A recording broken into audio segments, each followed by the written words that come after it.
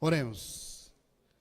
Senhor, nosso querido Deus, muito obrigado por poder nos reunir aqui hoje de manhã, Pai, louvar ao Senhor, colocar nossos corações para ouvir a Tua palavra agora, Deus, que o Senhor abra os nossos corações, tire as preocupações da nossa mente e nos ajude agora, Pai, a abrir nosso coração, nossa mente para ouvir a Tua palavra. Pai, me usa como instrumento do Senhor, nesses minutos que nós possamos abrir a Bíblia agora. E as pessoas que estão aqui também visitando, as pessoas que estão estudando a Bíblia também, Pai, possam ser tocadas por que vai ser falado agora aqui. Agradecemos o Senhor, fica conosco agora, Pai, em nome de Jesus que oramos, amém. O título de hoje é As Ovelhas de Deus. Eu ganhei um presente há um tempo atrás de uma irmã muito querida, Gladys. Ela me deu um livro chamado Nada Me Faltará, de Philip Keller, contando a história do Salmo 23, aos olhos de um pastor de ovelhas. E eu li esse livro, aprendi muitas coisas. Eu quero compartilhar um pouco com vocês algumas lições que eu tirei de lá. Vamos ler juntos Salmo 23, versículo de 1 a 3. Salmo 23, versículo de 1 a 3. Senhor é meu pastor, nada me faltará. Ele me faz descansar em pastos verdes e me leva a águas tranquilas. O Senhor renova as minhas forças e me guia por caminhos certos, como Ele mesmo prometeu. Nós vamos ficar nesses primeiros versículos e vamos estudar aqui, vamos nos aprofundar um pouco mais, especialmente nesses 3 versículos. Sabe, esse salmo foi escrito por Davi, como eu falei, e Davi era um pastor de ovelhas, e Davi andou muito tempo com as ovelhas, pastoreando ovelhas, até o momento que Samuel o ungiu como rei de Israel. E ele conhecia muito sobre ovelha. Ele conhecia tanto as características das ovelhas, como também as características de um pastor de ovelhas.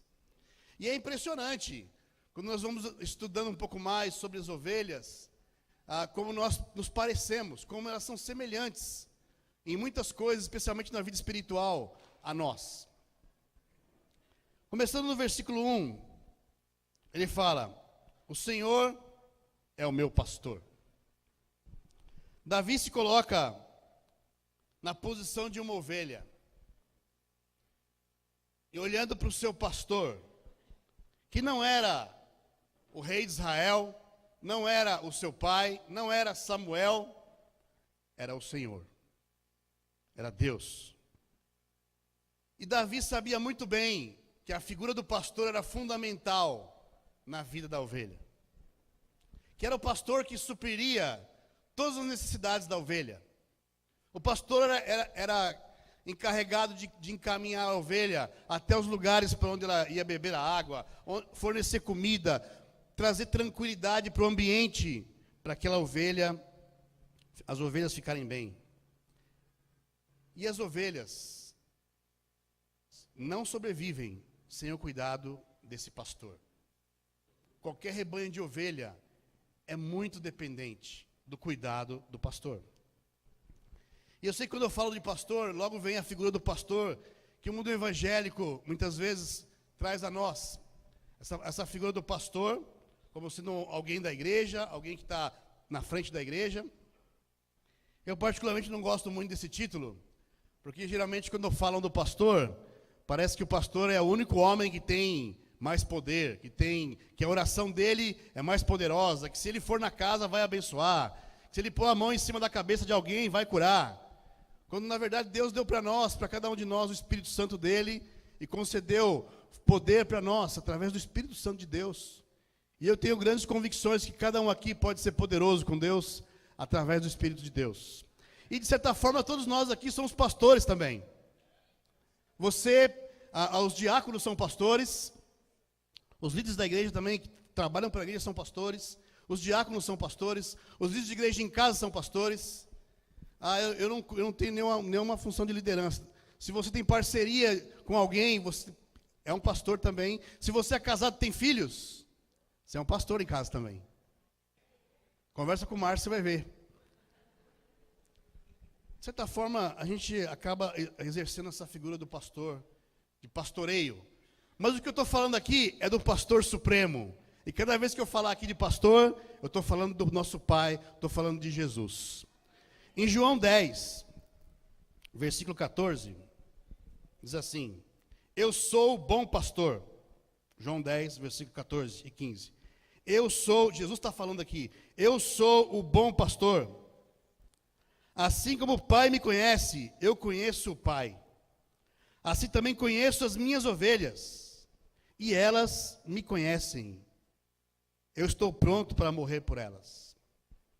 Jesus estava falando que ele era o bom pastor, ele é o bom pastor. E ele conhece as ovelhas. Eu não tenho dúvida que Deus conhece cada um de nós aqui, perfeitamente. A pergunta que eu trago para todos nós aqui hoje é: e nós conhecemos Jesus profundamente? Você e eu estamos crescendo na nossa caminhada cristã, no conhecimento desse pastor, desse bom pastor. Porque para conhecer Jesus exige um preço, um esforço, de nós nos aprofundarmos em querer conhecer como é o Mestre, como é o caráter de Jesus, as palavras que Jesus falou, as direções que ele tem falado na palavra dele. Você que está estudando a Bíblia, você está sendo apresentado a esse bom pastor. O objetivo não é mostrar para você uma igreja. Ah, vem aqui, vamos conhecer a igreja. O objetivo principal é levar você a conhecer o bom pastor, Jesus. Também em Marcos 6, versículo 34.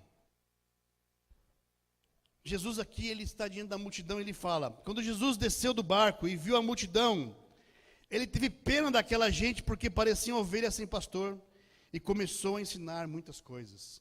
Jesus olhou o povo e viu que havia angústias ali, que havia pessoas que não conheciam o bom pastor.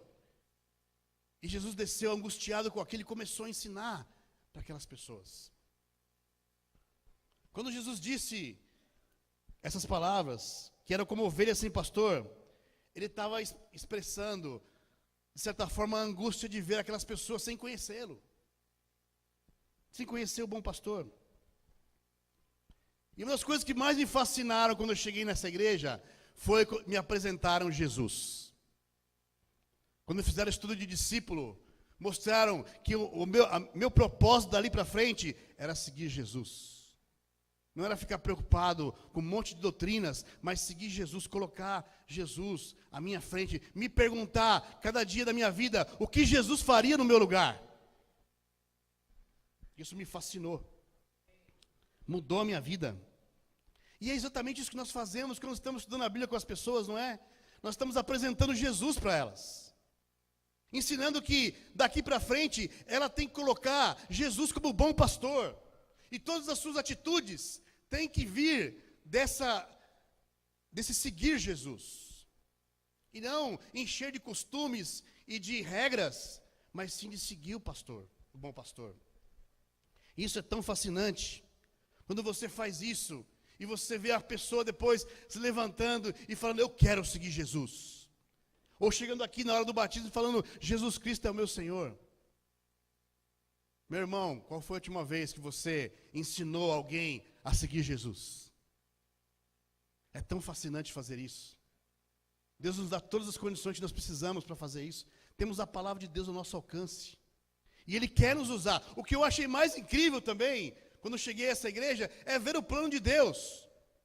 De que apesar dele ser o bom pastor, Ele quer me usar, Ele quer usar você, Ele quer usar cada um de nós, para levar outras pessoas para enxergar o bom pastor.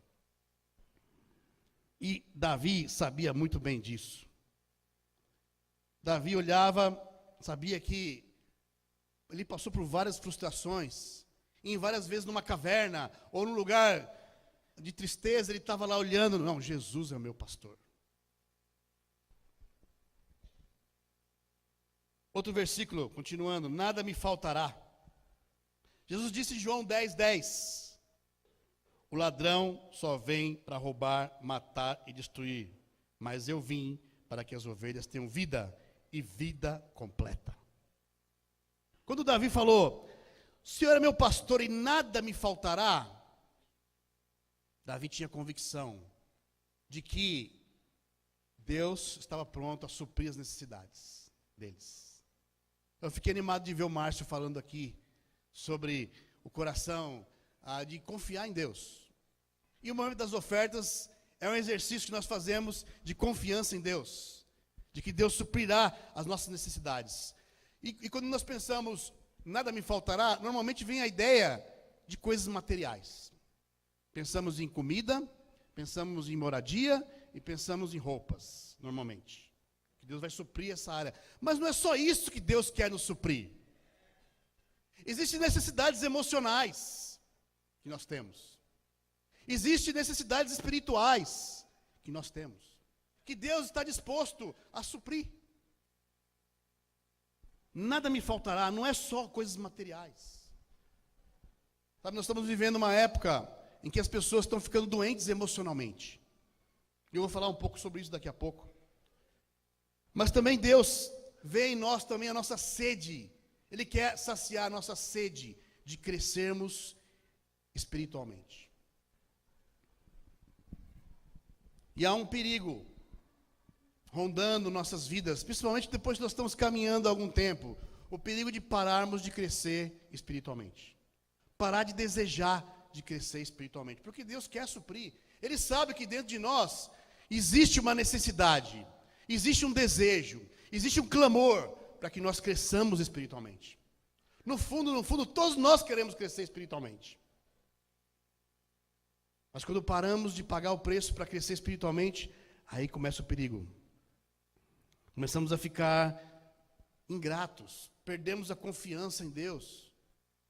E o crescer espiritualmente nos ajuda quando nós estamos envolvidos, quando nós estamos procurando conhecer mais a palavra de Deus, nos envolver, nos desafiar mais, para sermos mais usados por Deus. Deus vai trabalhando em nós e vai gerando mais gratidão em nós.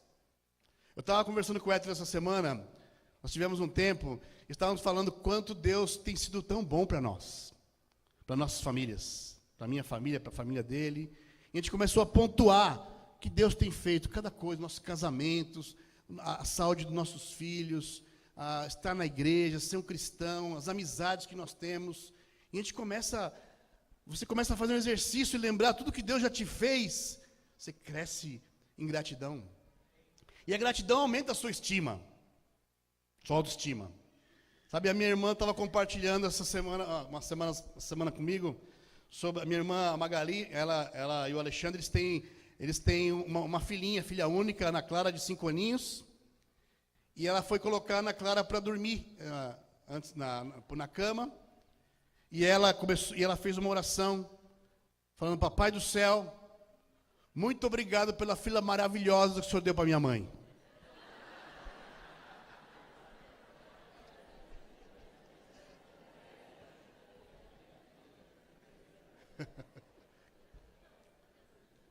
Mas é impressionante, né? A gente vai orando, vai agradecendo a Deus, nossa estima vai melhorando também. Se nós entendemos que o bom pastor, vai suprir nossas necessidades, irmãos, nós vamos crescer em gratidão. Sabe, nesse cuidado com as ovelhas, nesse livro, tem algo interessante que ele fala, que no meio das ovelhas, existem algumas que são muito inquietas. Qualquer semelhança que houver aqui é pura coincidência, tá? Ou o contrário, né? E essas ovelhas, algumas ovelhas, elas ficam lá no curral, no aprisco delas, e tem sempre uma ou outra que ela fica pulando. As ovelhas estão lá quietinhas, a outra lá querendo pular fora da cerca, para procurar um outro pasto, achando que lá fora é melhor, que ela vai conseguir, ela fica irrequieta. E sabe o que acontece com essa ovelha? Ela vai deixando as outras irrequietas também. O que o pastor tem que fazer? Tirar aquela ovelha de lá e colocar em outro lugar, sozinha. E se isso não resolve, eles chegam até a sacrificar essa ovelha em prol do rebanho. São chamadas ovelhas saltadoras, ovelhas desconfiadas, insatisfeitas com a autoridade do bom pastor. Porque a ovelha naturalmente, ela sabe: o pastor está lá, vai cuidar de mim, vai suprir. E essa fica toda hora pulando, mesmo com o pastor lá, cuidando delas. Ou seja, irmãos, confiar no cuidado do bom pastor é confortante. A ansiedade do mundo moderno tem como causa principal a falta de confiança em Deus. As pessoas estão ficando estressadas e ansiosas demais, ficando doentes, por falta de exercitar a confiança nesse bom pastor. Sabe, Mateus 6,33 diz assim, portanto, Mateus 6, versículo 33, diz assim, portanto, ponham em primeiro lugar na sua vida o reino de Deus e aquilo que Deus quer, e Ele lhe dará todas as outras coisas. Essas foram as escrituras que mais me acompanharam na minha vida cristã. Desde o começo, quando eu estava estudando a Bíblia, quando me apresentaram esse versículo, de eu colocar o reino de Deus em primeiro lugar, que Deus vai acrescentar todas as outras coisas, é uma das maiores verdades que eu tenho vivido na minha vida nesses anos. Deus vai suprir. Deus não falha nas suas promessas. E o que Ele espera de mim, de você, é que nós coloquemos o reino em primeiro lugar. E eu sei, irmãos, cada um aqui tem passado por dificuldades. No longo desses 20 e poucos anos que eu tenho como cristão, já me vi em situações que parece que eu não conseguia imaginar o que ia acontecer. De medo, frustrações, dificuldades financeiras. Mas quando eu lembrava de Mateus 6,33, que Deus sempre vai suprir se nós colocamos o reino em primeiro lugar, isso me animava, me impulsionava a continuar me envolvendo na vida cristã e querer crescer espiritualmente.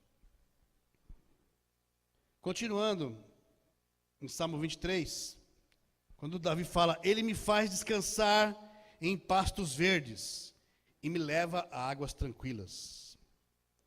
Outra característica de uma ovelha, normalmente as ovelhas são agitadas.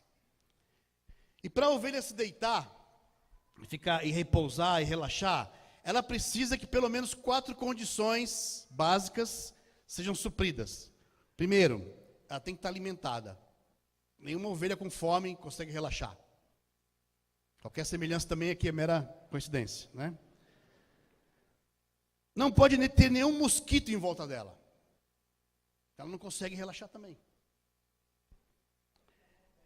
Não pode ter atrito entre elas. Se tiver uma ovelha brigando com a outra ali, o rebanho inteiro fica incomodado e fica uma bagunça. Para elas relaxarem, tem que ter paz no curral. E elas têm que estar, e a quarta tem que estar sem temores nenhum. Um simples coelho que salta atrás de uma moita pode fazer o bando estourar. Tamanha é a agitação e a insegurança que ela sente. Então, para ela, quando você vê uma ovelha agachada, ela está tranquila. E ela sabe que somente o pastor pode suprir aquelas coisas para ela. Não é tão parecida conosco? Para nós relaxarmos, nós precisamos sentir que tudo está bem ao nosso redor. E aí você sai resolvendo todos os seus problemas. Aí você fala, ufa, agora eu estou em paz. Até que aparece o próximo problema. Nós vivemos nossa vida hoje, situações que nos deixam ansiosos por causa dessa tranquilidade que nós precisamos ter. Nós somos tão semelhantes às ovelhas. Tantas coisas acontecem ao nosso redor que nos tiram a paz, nos enchem de medo. Como, por exemplo, medo de ser assaltado. Quem aqui não tem medo de ser assaltado? Eu já fui 7 vezes. Tinha uma época que alguém chegava perto de mim e já levantava a mão já. A última vez que me assaltaram, me levaram junto com o carro. E eu falei, vou morrer. 3 segundos que você pensa que você vai morrer, vão te matar. E você começa a ficar inseguro. Medo de ficar doente. Quem não tem medo de ficar doente? Pegar uma doença grave. Especialmente os homens têm medo de ficar doente, né? Medo de perder o emprego. Muitos de nós aqui têm vivido isso. Alguns têm perdido, outros têm passado pelo medo de perder o emprego. Medo de perder nossos familiares. Medo do futuro. Medo de ficar sozinho. E ultimamente, os São Paulinos estão com medo do rebaixamento.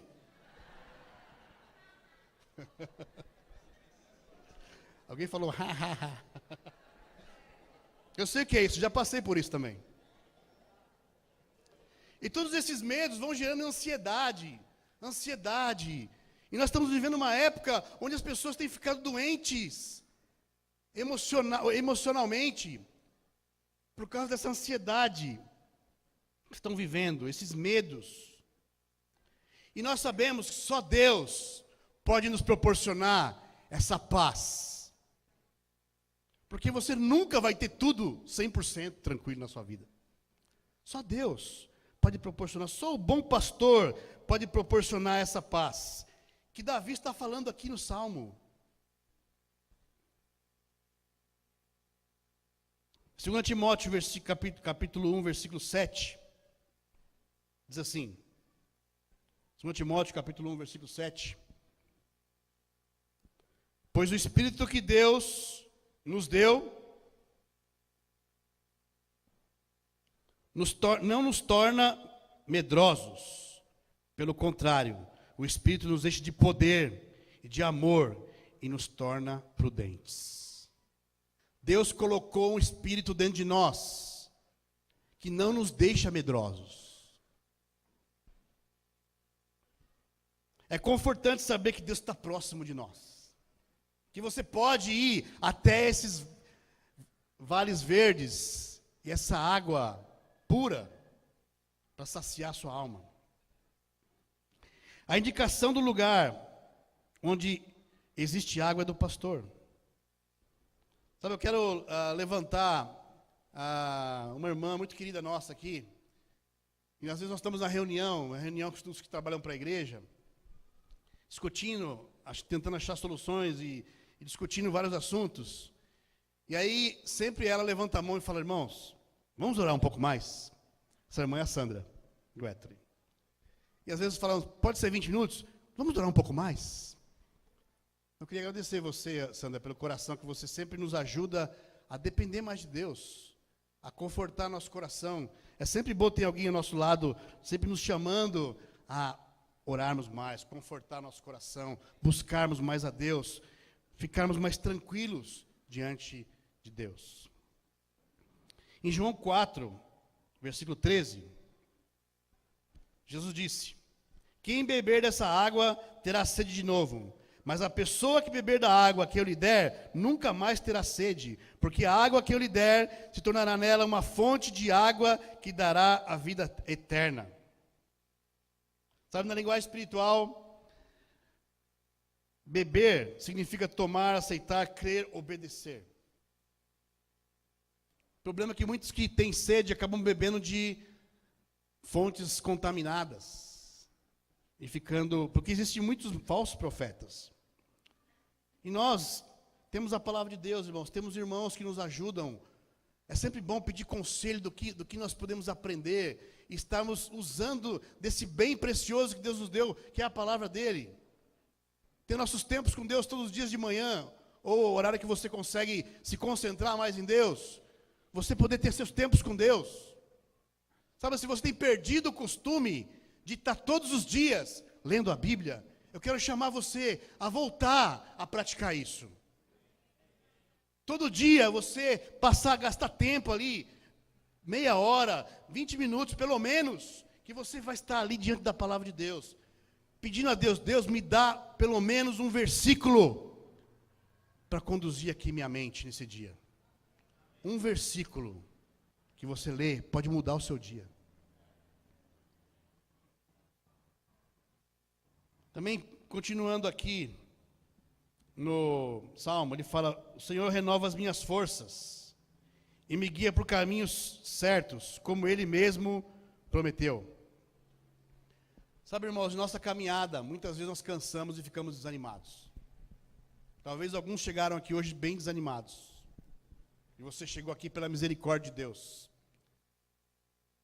Sabe, na caminhada, por causa das frustrações que nós passamos, das dificuldades, dos pecados mesmo, que às vezes nós acabamos tropeçando, ficamos desanimados. E nessa hora, nós temos que enxergar o bom pastor com os braços abertos, querendo nos receber, querendo nos dar o consolo, nos fortalecer. Sabe, quando estamos fracos, temos duas opções. Ou nós ficamos desanimados e nos isolamos, ou nós buscamos a Deus. Ou nós vamos para o bom pastor. Sabe, há uma outra particularidade da ovelha que eu achei bem engraçada. Na verdade, um pouco triste também. Sabe, a ovelha, ela tem aqui embaixo da ovelha, na barriga dela, ela tem um negócio chamado bolsa ruminante. E ali ela faz a digestão dos alimentos, do que ela come no pasto e tudo mais. E é interessante porque, quando ela fica ali, o alimento fica ali ruminando e gera muitos gases. Eu não sei se você sabia, mas a ovelha é o animal mais flatulento da terra. Quem não sabe o que é flatulento, no português claro, solta muito pum. E é gás metano. Sabe que na Nova Zelândia, na terra que o Jorge ficou 4 anos lá, é o país que tem o maior rebanho de ovelhas do mundo. E eles estão tendo um problema lá. O gás metano das ovelhas está furando a camada de ozônio. É sério isso? Eu falei que a ovelha tinha semelhança com o ser humano, né? Mas aí é com você, não é comigo. Mas aquela bolsa ruminante vai gerando gases. E aí o que acontece? A ovelha, algumas ovelhas, o pastor ele vai ali conduzindo a ovelha pelo caminho, e geralmente na planície tem um caminho que já está feito, que o pastor sabe que está certo aquele caminho, não tem erro. Vai levar até a água que está pura. E aí algumas ovelhas querem fazer do seu jeito e saem. E quando ela faz isso, ela tem dois perigos. Primeiro, ela pode pegar um animal, um predador e acabar com ela. E a outra coisa que pode acontecer, ela pode tropeçar no terreno que não está regular e tombar. E a ovelha, por ter o centro de gravidade um pouco mais alto, quando ela tomba, ela fica que nem uma tartaruga. Ela não consegue se virar, ela não consegue destombar. E aí o que acontece? Essa bolsa ruminante, com gases, começa a asfixiar a ovelha. E com o tempo, se ela ficar virada por mais de 8 horas, ela morre asfixiada. E nesse processo, as patinhas vão ficando dormentes. E ela perde. É como se você ficar com o braço para cima, ele vai ficar dormente. E depois você não consegue segurar nada, né? Então a ovelha vai lá, ela sai do cuidado do pastor, ela quer fazer do jeito dela, né? Ela vai.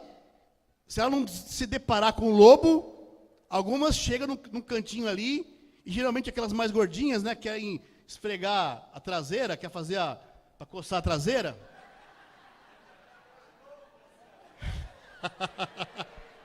Desculpa aí.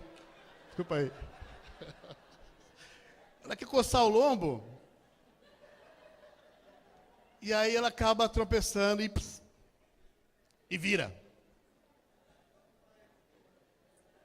E nessa hora, se não aparecer o pastor na vida dessa ovelha, ela tem por volta de 8 horas de vida. E aí quando eu leio aqui em Lucas 15, versículo 4, que diz assim: se algum de vocês que tem 100 ovelhas e perde uma, por acaso não vai procurá-la? Assim deixa o campo, as outras 99 vai procurar a ovelha perdida até achá-la. Quando a encontra, fica muito contente e volta com ela nos ombros, chegando à sua casa, chama os amigos e os vizinhos e diz: alegre-se comigo, porque achei a minha ovelha perdida. É por isso que o pastor fica tão alegre, porque ele sabe que aquela ovelha ia morrer.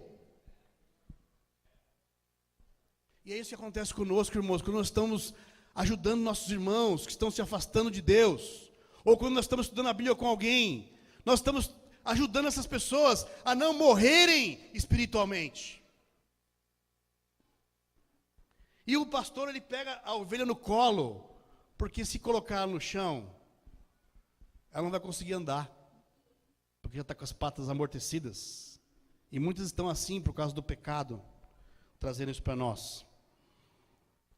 Você anda desanimado, meu irmão? Vai estudar a Bíblia com alguém. Entra num estudo bíblico. Faz isso. Mostra o pastor, o bom pastor para essas pessoas. E vê Deus trabalhando ali, tirando aquelas ovelhas da morte e usando você, usando a sua vida. Não tem coisa mais animadora do que isso. Você vai sair super animado. Talvez o motivo de alguns estarem desanimados é porque faz tempo que você não estuda a Bíblia com alguém. Que você não leva o bom pastor para essas pessoas. E a melhor coisa, quando estamos desanimados, é correr para os braços do Pai. Sabe, eu estava lendo um livro, minha esposa está lendo um livro, ela está estudando um pouco sobre essas coisas da vida emocional. Ela tem se interessado bastante sobre isso. E está ajudando muito ela também, e me ajudando. E ela, um dos autores que a gente gosta muito é Augusto Cury. Numa pregação anterior aqui eu falei que ele tinha morrido. Não morreu não, tá? Eu que matei ele aqui na pregação.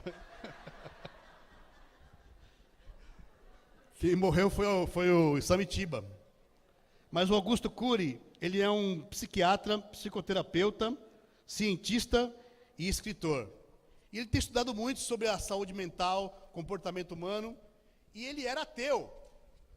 Eu queria ler um trecho para vocês de algo que ele compartilhou sobre a vida dele. Ele fala assim, ó: comentarei no final desse livro que no passado eu achava que Deus era apenas fruto da imaginação humana.